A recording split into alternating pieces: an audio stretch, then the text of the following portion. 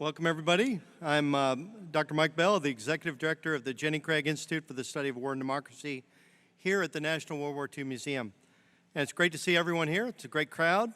Thank you for braving the weather forecast. Hopefully the weather holds for you, and thank you for coming this evening, honoring us, honoring our speaker. Now, before we begin, it's our tradition to make a few important recognitions, both here in person or maybe those online at home. First, I'd like to acknowledge any World War II veterans, home front workers, or Holocaust survivors who might be with us. Anybody out there? Let's give them a round of applause. I'm sure they're watching at the house.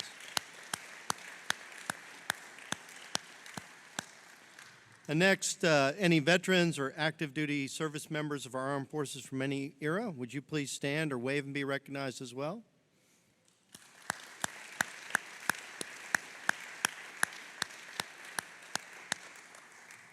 Thank you for your service. And of course, you know, service takes many important dimensions. I'd really like to acknowledge family members of any veterans or active duty service members. Would you also stand or wave and be recognized? You wave. You can wave too, Michael. There we go. Thank you all.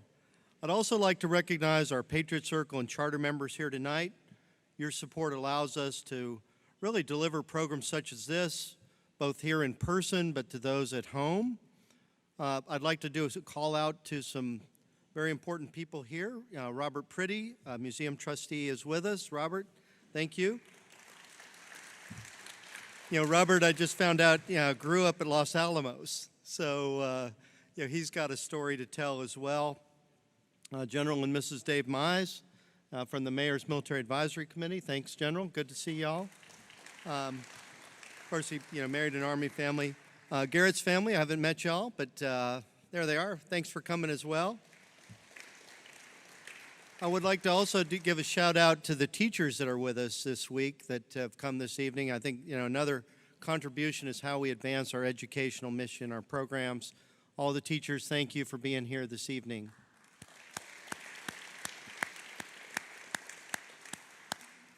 Now today, July 16th, marks the 80th anniversary since the first ever detonation of a nuclear device, when the United States conducted the Trinity test in the New Mexico desert.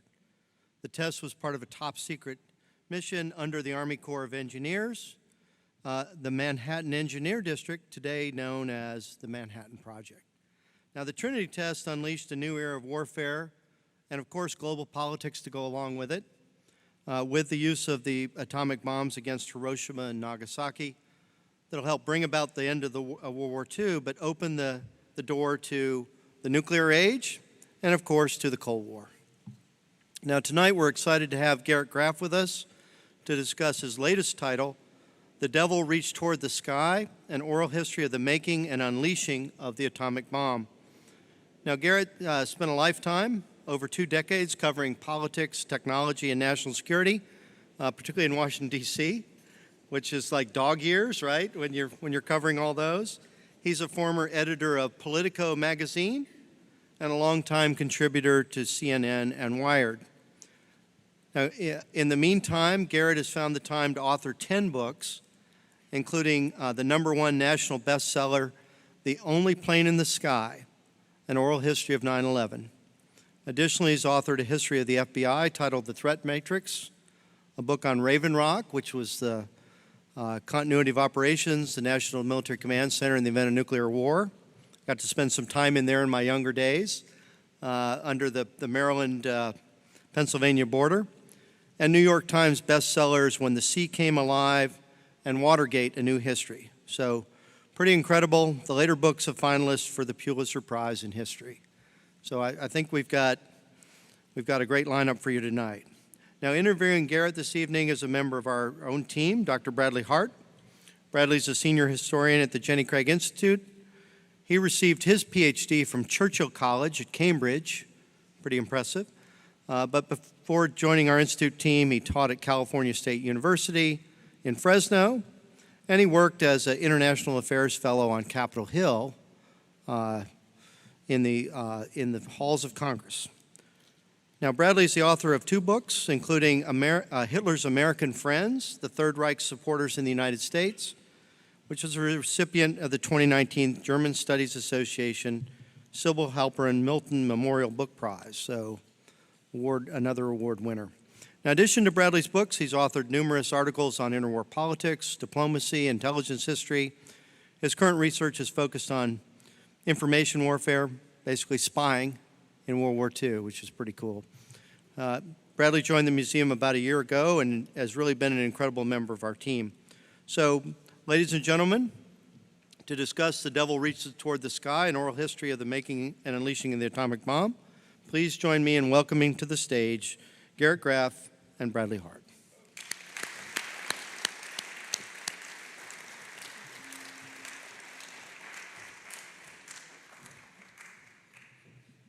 Thank you.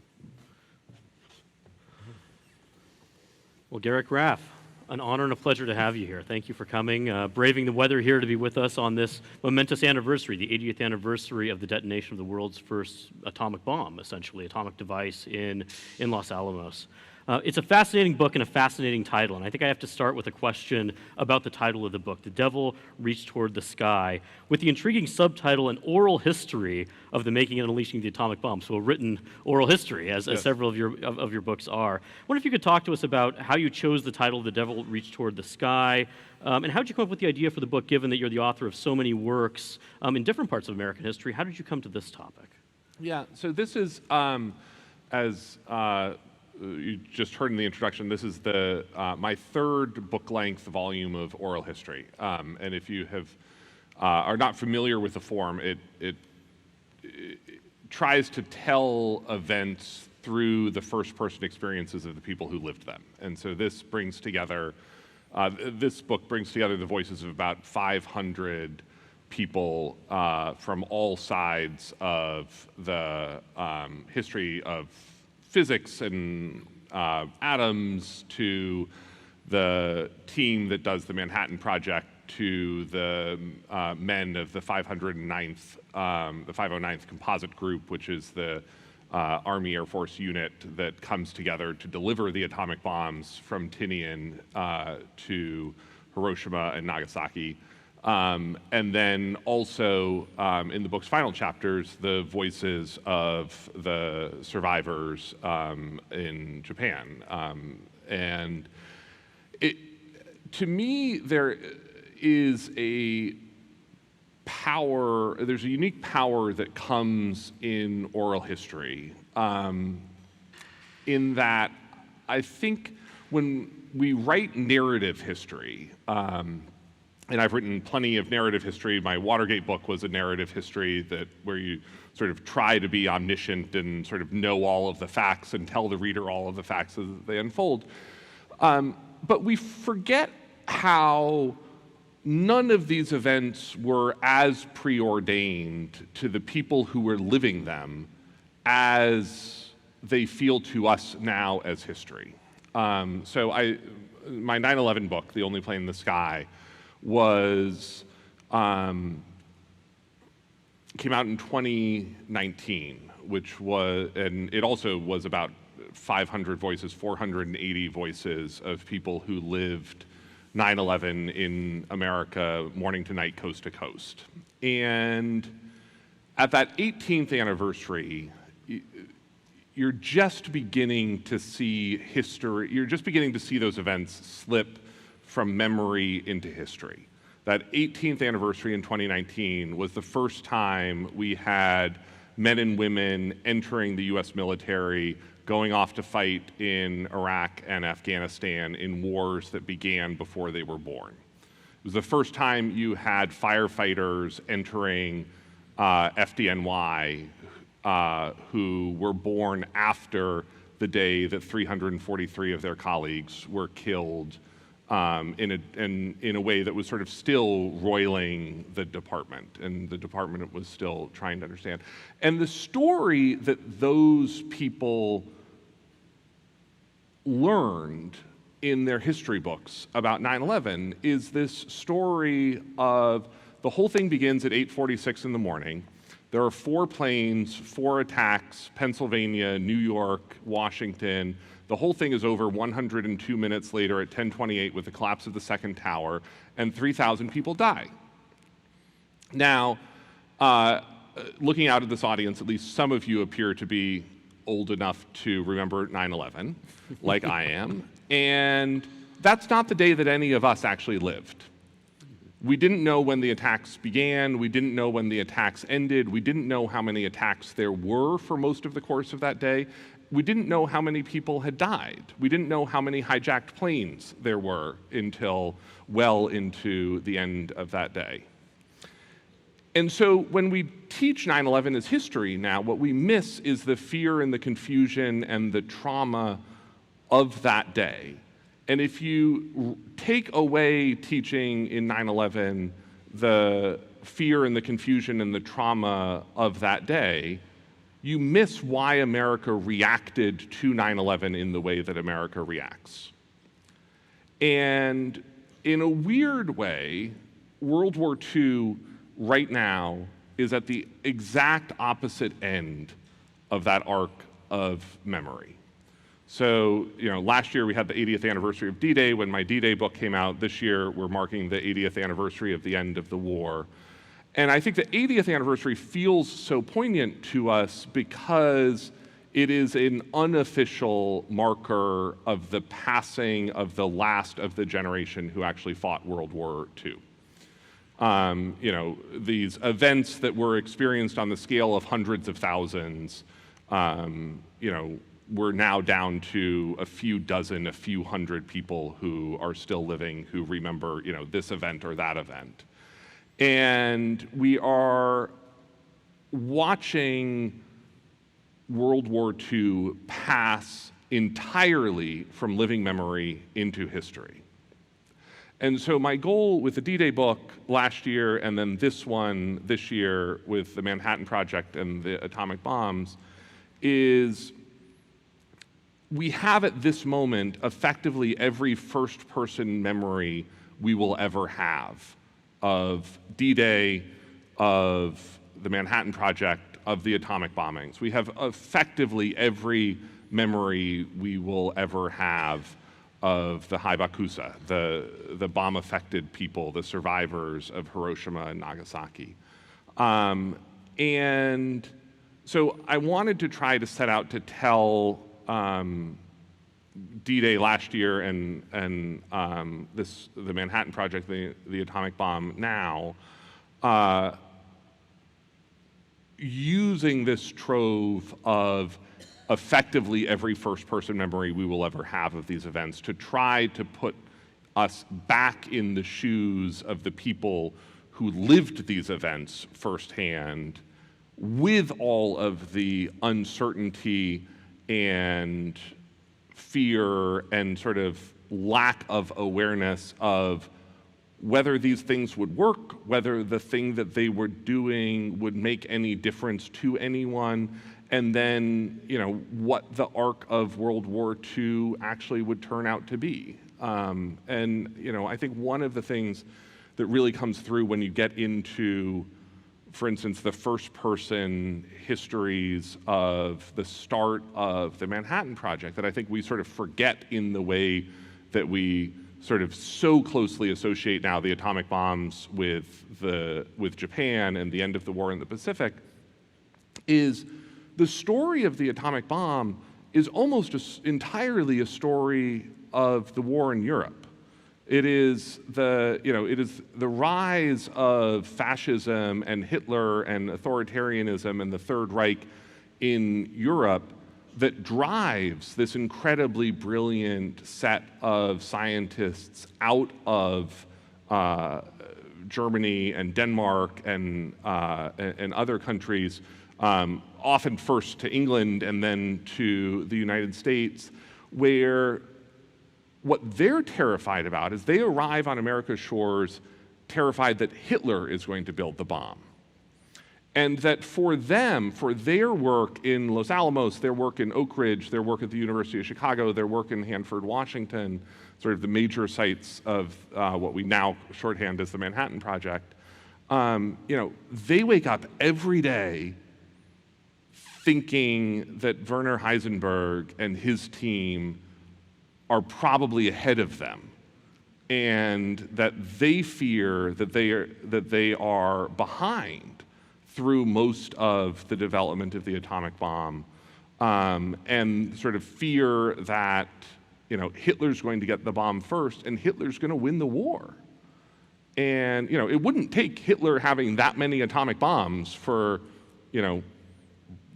England and the U.S. to be like, you know what, let's really reconsider this whole thing. And so, it's really only in those last couple of months of the war that you see people in Los Alamos begin to be like, oh wait, no, actually, like this thing's going to get used against Japan. Like this is, and that's actually where their moral qualms as scientists first come to the fore. Is they're like, we didn't get into this to bomb the Japanese people. Like, we wanted to stop Hitler. Hitler stopped. Let's not even bother using this thing. And that's where you really begin to see sort of this shift just over the course of the spring of 1945, where they realize that their weapon that they have worked so hard on, there's this one like really poignant scene in the book where in the University of Chicago, they're trying to build the first atomic reactor. They're trying to prove that they can create a chain reacting pile at the University of Chicago. And they have a day shift working and a night shift working, and there's sort of someone who recalls one of the other scientists who had just worked the night shift coming in early the next morning before the day shift even starts. And he's asked why he's there. Hey, you just got off the midnight shift. And he's like, someone in Germany is up working on this bomb right now, and I figured I couldn't sleep, and I best get in here to try to outwork Hitler. Mm-hmm. I think what's fascinating about what you just said is that 9/11 comparison of that's not how anyone experienced it in the way that narrative history presents it. And certainly that's true of the Trinity test as well. I mean, this was not front page news across the country, deliberately so, right? We often think of this as the atomic test happens, then the bombs are dropped a few weeks later. That was sort of an inevitable sort of narrative link, and everyone sort of knew that was going to happen. Not true at all, right? What you point out. And like, they're standing there and they don't know whether it's going to work. Right. Right. Kenneth Bainbridge, who's the sort of chief of the Trinity test, his sort of final thought as the Trinity test is ticking down is he's like, if this thing doesn't go off, it's going to be my job to go down to the bomb and try to figure out why it didn't work. Like, I'm the guy who, like, when this fizzles, is going to be, like, walking down through the desert to sort of, like, tap on the outside and see if I can get this thing to blow up. It's an enviable job right there, yeah. Like, this is, and... I think that there is part of what I really try to do in the book, and I think the power that you get out of trying to go back and relive this history through the eyes of the people who experienced it, is it gives you that sense of the unknown. It gives you the sense that, like, we all know Trinity works. We know the bombs end World War II, or we can get into that later, but we know that the bombs come very close to the end of the war. And they don't know that. Like, they're standing there, they're taking bets on, how much is the bomb gonna go off? The night before, the scientists are sitting around, walking around the lab in Los Alamos, debating one more time, like, are we pretty sure that this isn't going to ignite the atmosphere? Like, we were concerned about that earlier on, and have pretty much relieved our concerns that this is actually going to ignite all of the hydrogen and oxygen in the atmosphere and cause the entire world to explode. But, like, we should be really doubly sure of that before we set this bomb off tomorrow morning. want to ask you about one of the sort of mythologies around the actual Trinity test, which is the famous quote from J. Robert Oppenheimer, the physicist, where, we can talk about this in a sec, but he says later that he thought when that moment happens that he had this quote from the Gita that comes into his mind where he says, "Now I'm become death, destroyer of worlds." As far as I can tell, there's no contemporaneous sort of collaboration or corroboration, I should say, that actually took place. Yeah, and it's probably the most famous quote of the Trinity test, and there's no contemporaneous reporting that he actually says it. He does say when he recalls it in the TV interview that he thought it, so maybe he did, but that is definitely not the posture that he has sort of there. And it's a really sort of celebratory atmosphere after it comes off. And I finish the Trinity chapter with a quote from Norris Bradbury, who's one of the physicists, who says, I won't get the quote exactly right off the top of my head here, but he says basically, there was later a lot of thought that we were having these moral qualms about this bomb. I didn't. We were at war and the damn thing worked. Yeah, and I think that's a fascinating insight. We'll talk more about sort of the moral trajectory of the war in the Pacific in a second that leads to the decision to drop the bomb. So I wanted to ask you about another sort of statement you make in the introduction, which visitors to the museum will, of course, be familiar with through our sort of Arsenal of Democracy gallery. But you say explicitly that the war was fought in familiar places like Guadalcanal and Bastogne, the famous battlefields of the war, but it was won in places like Willow Run, places that perhaps for the vast majority of Americans are not familiar places, even if they are World War II experts, and Willow Run being the Ford aircraft plant there. What do you mean by that in terms of America's industrial contribution, especially with the Manhattan Project? Where do you see the linkages there? And I think that, again, this was part. So to me, these sort of three books end up fitting together in a way. 9/11, the most famous single day of the 21st century, D-Day, the most famous single day of the 20th century, and then the Manhattan Project, sort of probably the most important thing that has happened in the world in the 20th and 21st century. I mean, sort of everything in our world is rewritten by the arrival of the atomic bomb. It rewrites politics, it rewrites geopolitics, it rewrites science. But it's not just the atomic bomb that does that. It's the science that goes into the Manhattan Project. And one of the things, again, that you sort of, we see, again, the Manhattan Project as this enormous triumph. Like any crisis that happens in modern life, there's a congressman who stands up and says, "We need a new Manhattan Project to accomplish this." Manhattan Project and the Apollo program. It's, either a Manhattan Project or a moonshot. And those are the two ways that we sort of express as a society that, like, something is important and big. Manhattan Project almost doesn't happen.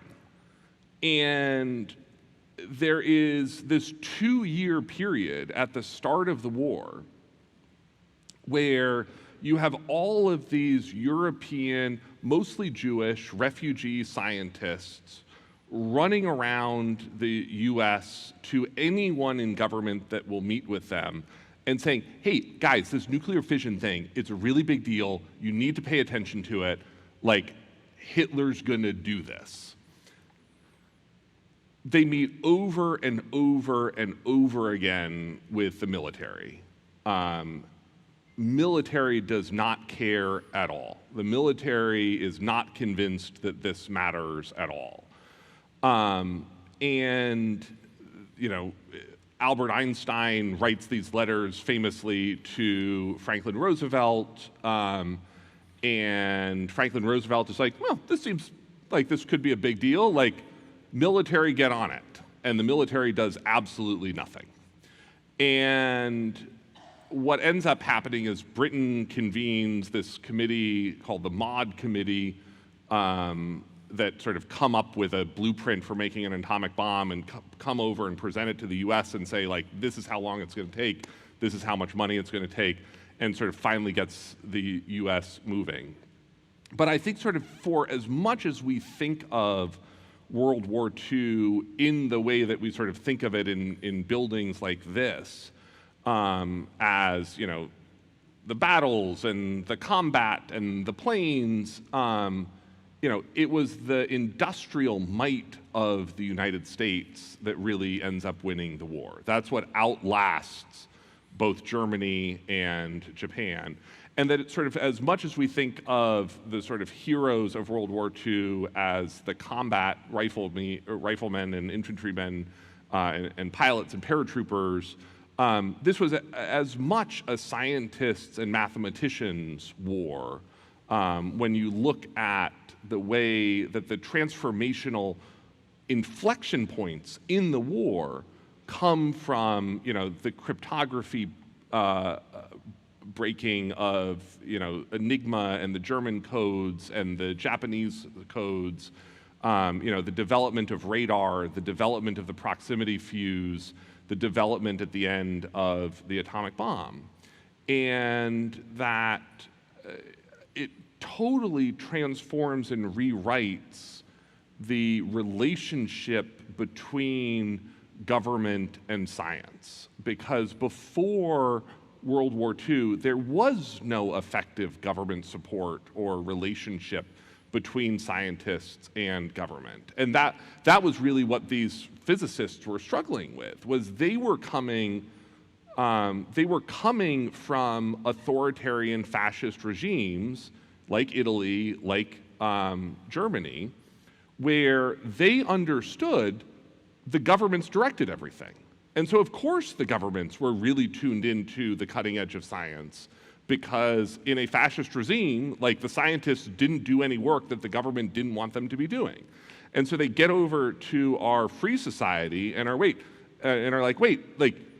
the scientists just sort of go off and do the work that they're interested in, and then, like, the government doesn't tell them what to be doing? And, like, how does that work?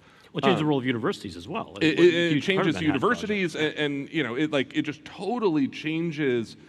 And when you look at sort of all of the economic success that the U.S. has in the post-war decades, so much of that comes from the way that we rethink the relationship between government support of science during World War II to help fund universities, help fund the labs at places like Los Alamos and Livermore and sort of the national labs that grow out of the Manhattan Project. Still exist today in some cases. And are still with us today, yeah. Absolutely. I want to pivot from sort of the scientific and industrial side of it to the actual other anniversary we have coming up this year in 2025, which is the dropping of the 2 atomic bombs on the cities of Hiroshima and Nagasaki. And you talk extensively about the sort of trajectory of the Pacific War, which I think is the critical context for understanding Truman's decision to drop the bomb. I'm thinking especially about Operation Meeting House, the spring of 1945, where American B-29s firebombed Tokyo, and that's one of only a handful, or one of a number of cities, I should say, that are firebombed in this period. Meeting House kills perhaps as many as 100,000 Japanese in firebombing, which is more than either of the atomic bombs, according to many of the estimates. So you talk extensively about the background of the Pacific War, the firebombing campaign in 44-45, and you say that this backdrop creates a, quote, permission structure that impacts the decision to use the atomic bombs. I wonder if you could tell us more about how you view that trajectory and that permission structure that leads up to Truman's momentous decision in August of 45. Yeah, and this is probably not true of an audience at the National World War II Museum, but I think most Americans don't understand the scale of the devastation of the bombing raids against Japan in the final sort of 6 months, 9 months of the war. So this deadly sort of culmination, really. Yeah, that we sort of island hop across the Pacific, and what that really was all about was seizing the airfields that got us close enough to actually be able to bomb the homeland in Japan. And that's where we get to sort of Saipan and Tinian, which is the big B-29 base, about 1,500 miles from the Japanese home islands. And we can sort of begin to send out these massive multi-hundred bomber raids against Japanese cities. And the US spends months on sort of what we call high-level strategic bombing, which is basically what we did against most of Germany through the European theater. And I'm slightly oversimplifying the complexities of two giant theaters of war for the purposes of book discussion here. But the strategic bombing just sort of doesn't really work. We don't, the bombs do hit ground because gravity works, but like generally don't hit anywhere close to where they're supposed to hit, and we're not making a huge impact on war industry. And then Curtis LeMay arrives and he says, let's just burn out the Japanese cities, and we're going to send in these bombers in huge numbers, low with napalm and fire bombs, and we're just going to burn these cities. And Japanese cities at that time are mostly wood, and they burn. And so Operation Meeting House, as you said, sort of the first big Tokyo raid. In a single night, we kill probably 100,000 people in Tokyo, which is the deadliest single night of warfare in human history.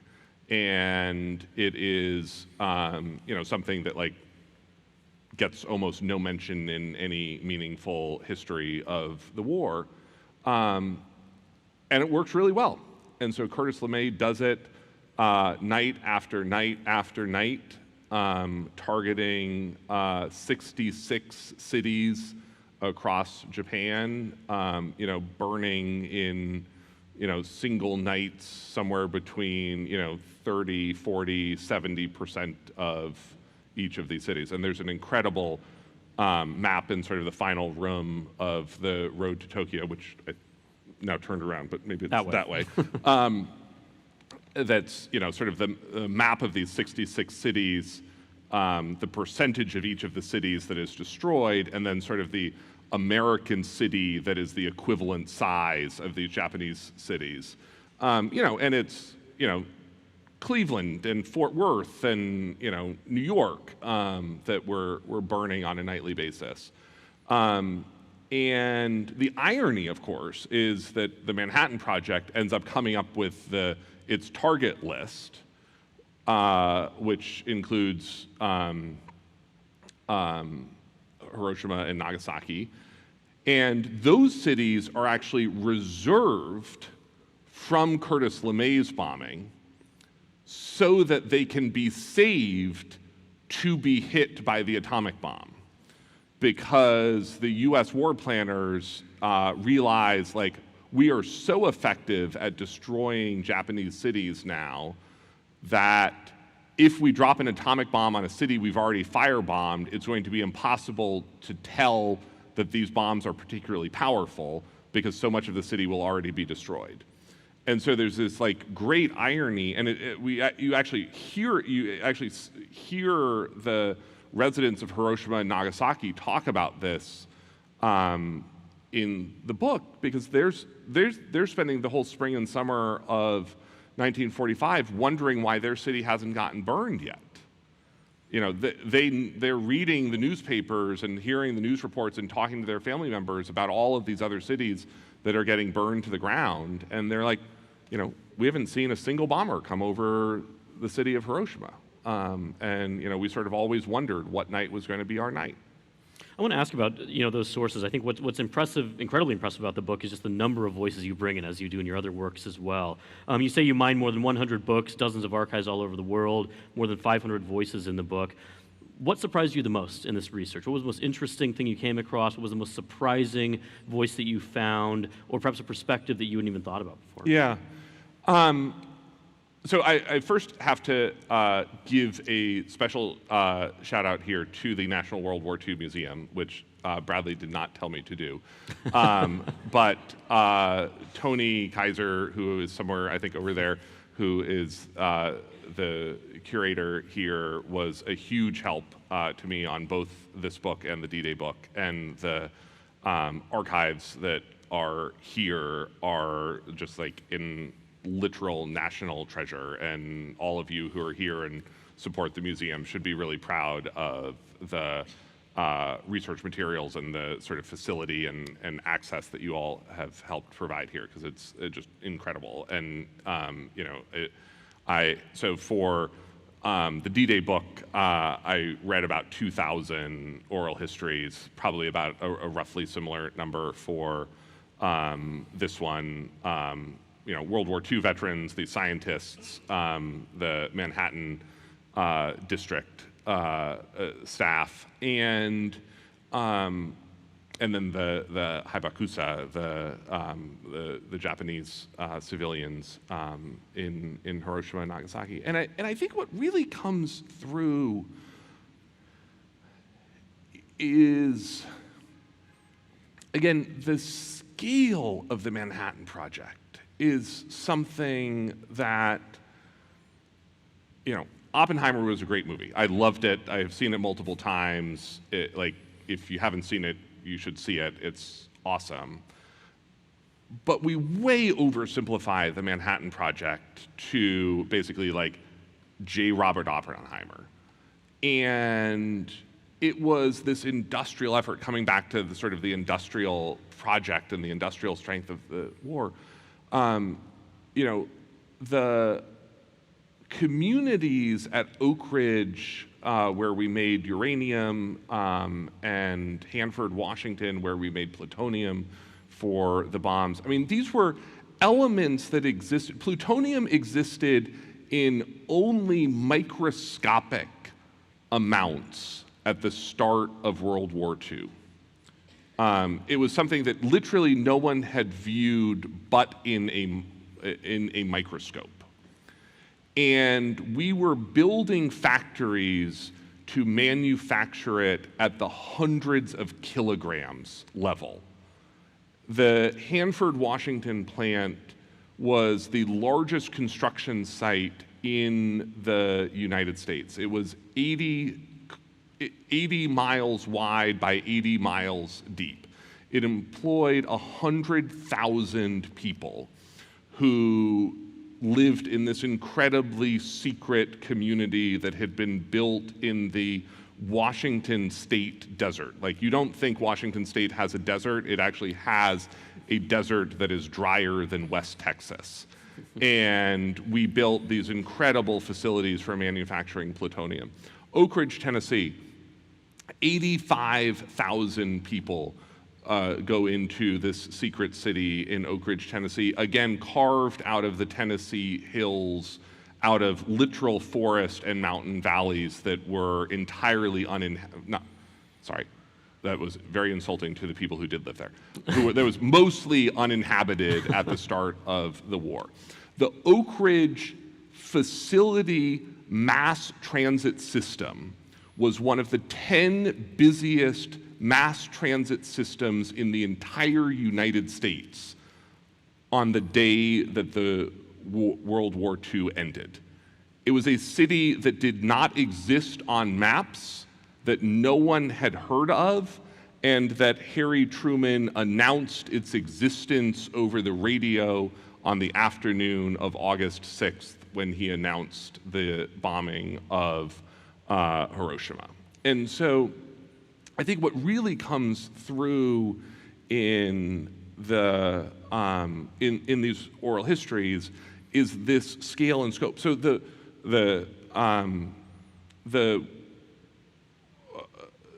Oak Ridge, the center of the Oak Ridge production facilities are these things called calutrons that are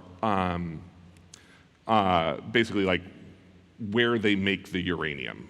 Anyone who's a nuclear physicist will hate my summary of the system, but it's where you make the uranium.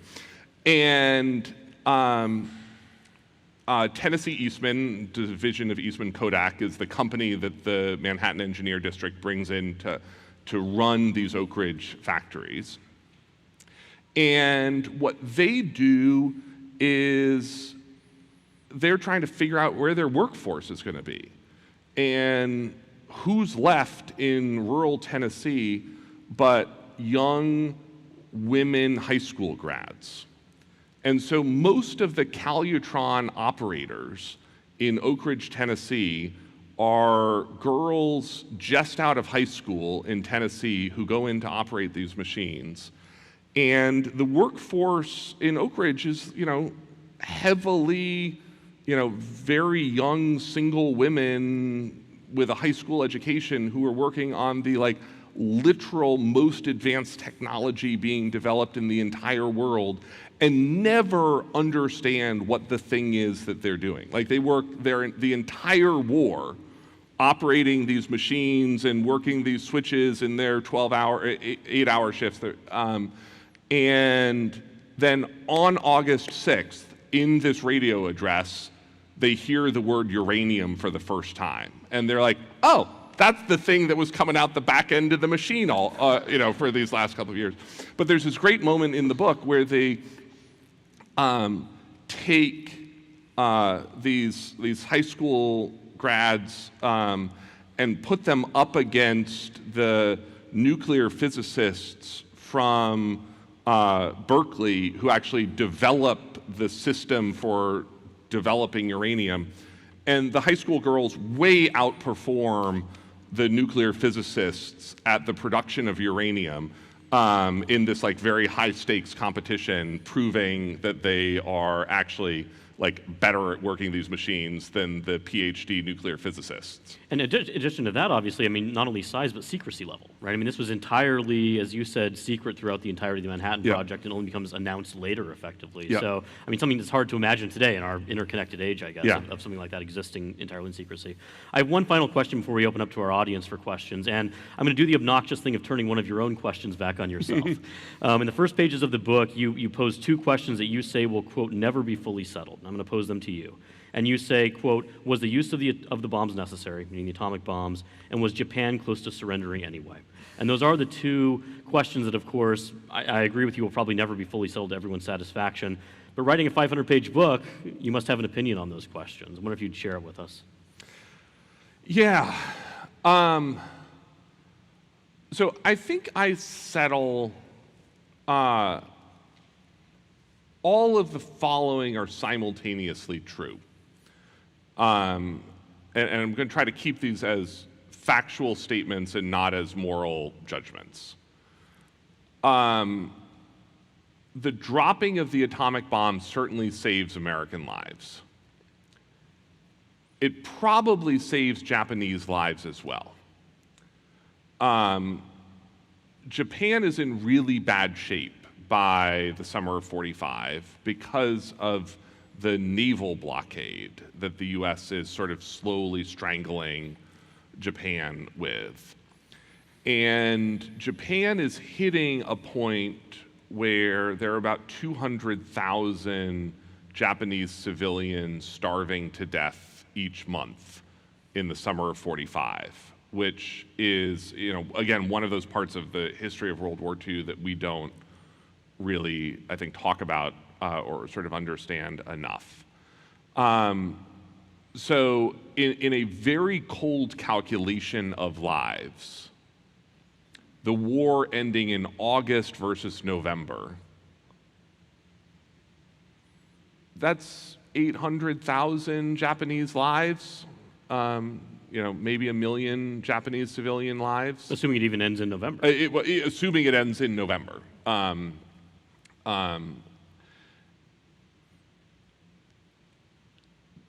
Also true at the same time is we don't really understand what we are doing when we are dropping in the atomic bomb. We don't really understand radiation. We don't really understand the downstream effects of radiation poisoning. There's sort of some hints of that, but we certainly don't understand it in the way that we now understand it. And again, when you go back to thinking about who the people are who are making this decision in the summer of '45, they don't know that Japan is about to surrender. They are looking at a war that might go on for another year. When you sort of put those pieces of the puzzle on the table, when you think about what another couple of months of our firebombing of Japanese cities would do to Japan, there's a lot of speculation, I think, in the revisionist history that you see sort of from the 1990s on, that this was a terrible mistake, that we never should have done this, that it's actually Russia, the Soviet Union's entry into the war that causes Japan to surrender. It has nothing to do with the atomic bombings.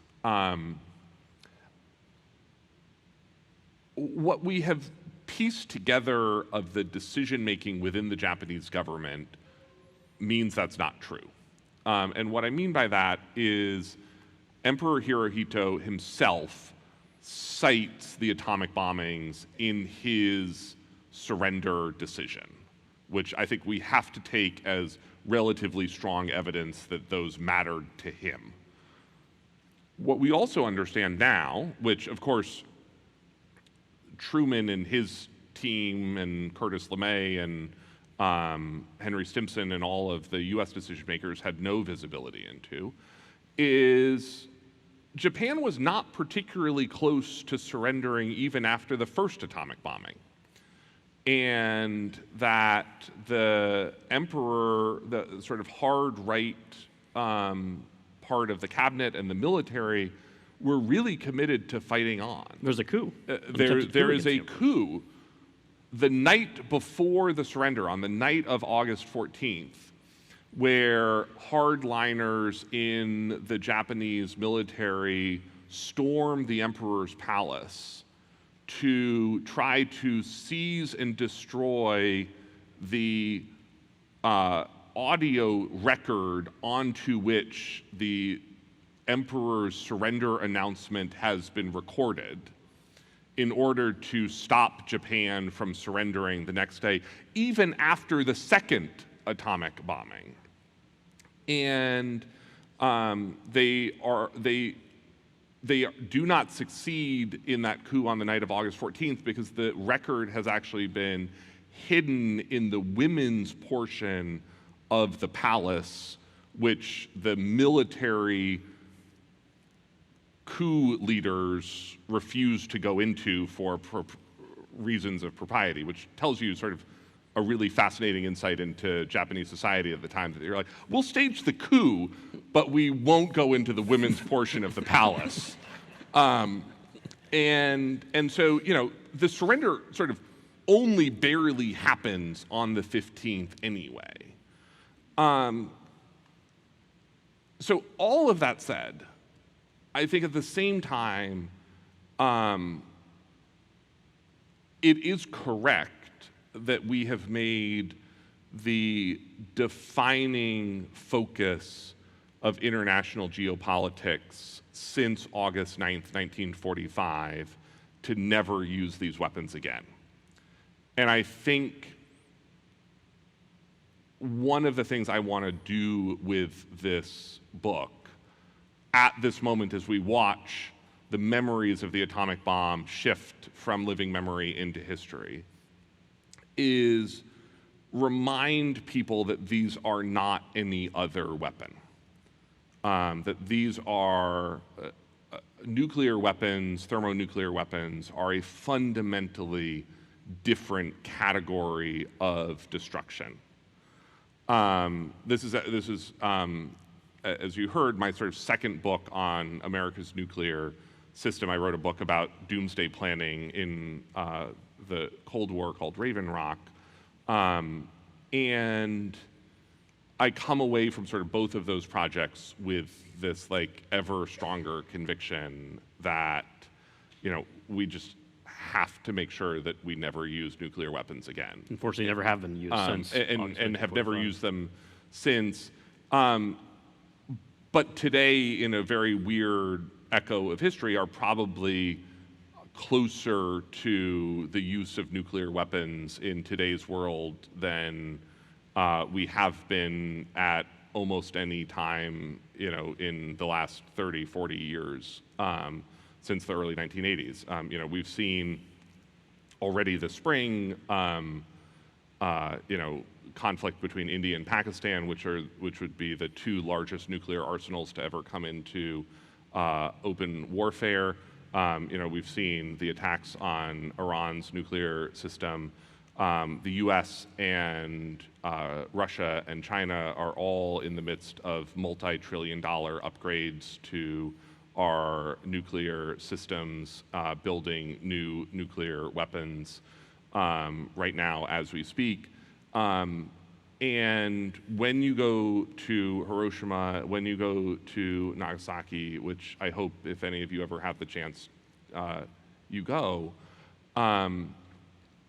what you understand is that these are not weapons of war, that these are community-destroying weapons, both in the way that they sort of destroy human civilization in the way that they are used, but also in the way that they poison communities forever.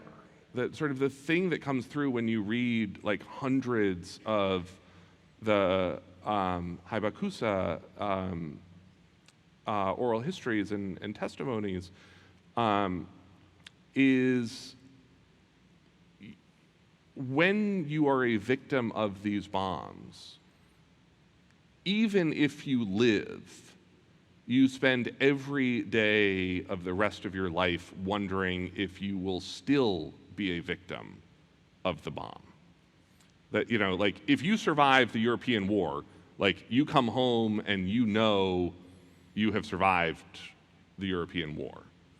And for the residents of Hiroshima and Nagasaki, they watch their family members die, weeks after, months after, years after, decades after, of the after effects of these bombs in ways that just destroy, a community and a people for, generations. And I think, in a sort of a roundabout way, I think if you go back, as I sort of try to do in this entire book, and the whole project was to do this, put yourself in the shoes of the people who are making these decisions in the spring and summer of 1945. They probably made the right decision based on the information that was available to them. And at the same time, now that we know more than they did, we have to make sure that we never use these things again. A thought-provoking way to open up our Q&A session here. I believe we have some mics going around here. We're going to start in the back, but first let's get a round of applause for Bradley Hart and Garrett Graff. And I should say, I'm happy to talk about D-Day too. I know I'm in sort of like the heart of D-Day world as well, so I'm happy to talk about that as well. So I guess I'll start it off here. I formulated the question when you were talking earlier about the sort of the size of the facilities of the Manhattan Project. I'm an engineer who works in the nuclear power space, and I work in the safety aspect of it, and we're constantly trying to sort of define the statistics and, the size of different incidents and, how much power is generated, et cetera. There's always this statistic that 15%, 14% of the total U.S. power generating capacity was taken by the Manhattan Project at the time. And I read recently that it's closer to 1%. And I guess I'm just trying to define sort of the equity the United States has put into this power generation technology. We're always trying to define these statistics. So I just wondered if you have any more specifics on that, like as to what the true size of the project was from like a data perspective? Yeah, I don't remember the power percentage off the top of my head, but in the scope of even 1% of the entire U.S. power generation going into this one project during the war would have been an enormous use of it. You know, it is incredible sort of looking at, when you go through it, the scale of the resources that we end up devoting to it. You know, there's like a shortage of tires at one point in the country because of you know, one of the elements that the Manhattan Project needs to sort of hoover up absolutely everything that it can. You know, there's a moment where, you know, they need more copper wire and they just can't get enough copper wire, and so they realize that they can use silver wire instead. And so they go to the Treasury and ask for withdrawal from the silver deposits at West Point. And, you know, the Treasury official says, you know, how many troy ounces do you need? And the guy says 13 tons. You know, like how, you know, and the Treasury guy is like, how many of that, you know, how much of that is in troy ounces? And they're like, I have no idea. Next question, we're going to go to your left, about halfway back, gentlemen. Did Truman or any of his advisors ever express any regret about the dropping of the bomb? Truman didn't. A lot of the scientists did. Oppenheimer sort of very famously does. And in fact, it's the movement of the atomic scientists to sort of turn against nuclear weapons after the war that, you know, creates a lot of the anti-nuclear movement. And they, but in that moment, you know, again, they're in the middle of this war. And one of the things that, you know, was really striking to me, I have sort of a chapter after the bombing of Hiroshima, where all of the Manhattan Project scientists sort of learn of the success of the bombing of Hiroshima for the first time after that Truman press conference. You know, a lot of them have family members that are poised to be part of the invasion of Japan. You know, a lot of them are standing there, you know, in Los Alamos, you know, saying like, you know, my brother is on a troop ship, you know, waiting off the Japanese shore. You know, my brother was a flamethrower on Okinawa and, you know, is headed into the second wave of an invasion in Tokyo. And, you know, my brother is, you know, just finished the war in Europe and is part of the 1.5 million people who don't get to go home from the European war and are just being shipped across the country and right out the other coast, you know, to go on to the Pacific. And, you know, for them, a lot of them, it's very personal that, you know, they can name their family members who will live because of the bomb that they were able to create. I will also say, if I was correct in watching people as the introductions were made, that's the row of teachers there. And I should say, I dedicated my D-Day book to my history teachers, including my first grade teacher, Mrs. Stochek, who was a huge part of getting me interested in history. And I am just so grateful to all of you for the work that you do to sort of get people interested in history and help keep these stories alive. So thank you all. Teachers matter. Yeah. Teachers matter. Gentlemen, we're going to go to your left towards the front in just a moment.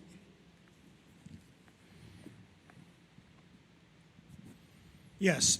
Thank you for being here. At the end of the war, we had the 3 bombs, the test bomb and the 2 bombs that were dropped. And we did not have any other bomb ready. Hypothetically, we dropped the 2 bombs on Hiroshima and Nagasaki. The war continues. How far were we out from having a 4th weapon? Yeah. I'm not going to get this exactly right, but we would have had sort of one more bomb in August. And then the sort of plan hope was, 2 to 3 bombs a month thereafter.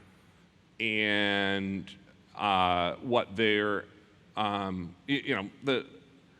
it's a little bit hard now because there's a lot of speculation about sort of what was a real war plan and what wasn't, for the actual invasion. But there was a plan for the sort of main invasion of the Japanese home islands that would have started in the fall of '45. They had a plan for using 9 atomic bombs to support the invasion. There was going to be sort of 3 main invasion landings, and there were going to be 3 bombs dedicated to each of the 3 landings. So it's a little bit unclear, and we'll sort of never know now what the exact cadence of the bombs would have been. There was a lot of discussion that a 3rd one might have just been dropped on Tokyo, that sort of our, patience was running out, and like if the, 2 bombs on the outer cities didn't work, maybe we actually just hit Tokyo. But then there was this other war plan that we would use 9 of them in pretty quick succession in, around November. We're going to stay to your left towards the front, please. I had the chance to tour Nagasaki and go to the Good Museum at Ground Zero. And at the time, I was an infantry battalion commander, and they gave us, the senior folks in my unit, a special tour of the museum, which was a little surprising. But the thing probably that surprised me most was 44 years later, how Nagasaki was a dense, modern, thriving city, including, Ground Zero. Yeah. So I've had some discussions, over the years, and particularly the recriminations come about, how could we drop the bomb on these poor Japanese people, some of which you alluded to. But, some of our discussions with people that we've talked to is maybe the greatest beneficiaries of dropping the bomb were the Japanese. Because if the firebombing had gone on and so many more Japanese would have been killed, if we'd had a homeland invasion and they continued to be their philosophy of, everybody fights to the end, civilian, military, etc., so many more Japanese would have been, as you alluded to, maybe even more numbers than you indicated, but also more Americans would have been killed. And our whole outlook on Japan and being, beneficial conquerors as opposed to much more, retribution against the country. So the combination of we left Japan with much more of their population and some of their infrastructure than if the thing had gone forward. And we had the goodwill left enough to help them come back and be the very successful country they are now. Whereas if we hadn't dropped the bomb, it would have been totally different. So that theory goes the greatest beneficiaries of the bomb being dropped were the Japanese. I just wonder what your thoughts are on that kind of thinking. Yeah, well, I think a lot of this has to do with, as you point out, the way that the U.S. approaches the end of the war, which is, 80 years on, both Japan and Germany are some of the sort of strongest economies and strongest democracies in the world. And that is an incredible testament, actually, again, to America's industrial might and sort of the way that the government approaches those two countries after the war. Again, sort of unlike almost any other country approaching a conquered, defeated enemy at the end of a war in almost all of human history. And I think that, you know, the thing that America gets the most right at the end of World War II, the thing that sets America up for what is probably the greatest half century of American history and economic progress and social equality in our entire history, is that we understood the things that we had coming out of the war that worked and invested in them. And you know, I'm talking both about Japan and Germany and the Marshall Plan and the rebuilding of Europe and the American occupation in Japan, which is an enormous success story. You know, again, not just in Nagasaki, but Hiroshima is the same, you know, incredibly advanced modern city. You know, Tokyo today, a city, again, as we mentioned, that we burned to the ground in the spring of '45, is the, you know, the biggest, most modern city in the world. And then here at home, our investments in things like the GI Bill, you know, the understanding and embrace of the change in our funding for science and our investments in, you know, countries overseas through science and education. I mean, it's just tremendous, and so much of it, I think, has to do with, as you say, the goodwill that America ends these two incredibly horrific wars. And by the way, we have a really clear contrast between that and what the Soviet Union did, where, you know, it went into the sort of conquered Chinese corners of, conquered Japanese corners of China. You know, it went into the countries in behind the Iron Curtain, and, you know, like, was picking up the railroad tracks and shipping them back to, you know, Russia to use there. And, you know, we approached the end of the war with this incredible magnanimity that I think is the thing that America gets the most right about the end of the war. The General, just a minute, please. There you go. And the bottom line, my question was, did the dropping of the atom bomb, in fact, allow that kind of relationship and with Japan? Because we had a very culturally different relationship with Japan and than we did with Germany. Yes. And so, just by default, we thought the Japanese were much worse than, you know, our European, German, you know, ancestors, et cetera. So without the bomb being dropped and the war stopping at that point and having to put a lot more capital, human and otherwise, into the war and destroying so much more of Japan, what I was trying to get at is the dropping the bomb really, is Japan the best beneficiary of that? Because otherwise, when you look at culturally as well as, you know, this great outlook we had, would have been, I think, potentially very different. Yes. If we had to do the invasion and we'd fought the last man kind of thing, or even a lot further. So trying to pin you down on that. Yeah, and I think you're probably right on that, because again, these bombs aren't dropped in a vacuum, right? Like, the kamikaze attacks are, you know, killing Americans at a rate that you know, is unlike anything else that we're experiencing in the war. You know, we're losing, you know, we're losing more troops or more, you know, more personnel on the ships offshore, than we are on the islands in some of these final campaigns. And it is a brutal fight to the death on for every inch of those islands going up. I mean, the numbers of the on most of these islands, and you probably know these statistics better than I do for some of the islands. We're killing 99%, 99.9% of the Japanese on a lot of these islands.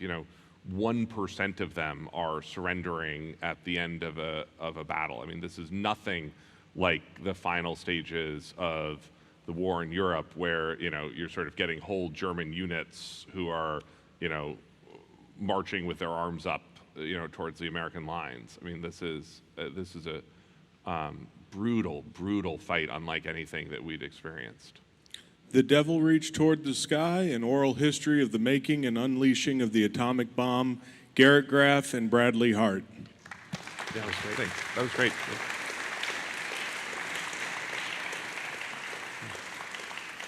Well, ladies and gentlemen, thanks for being here. First, let's give a shout out to Tony Kaiser. Woo! Thanks, Tony. And ladies and gentlemen, another round of applause for Bradley Hart and Garrett Graff.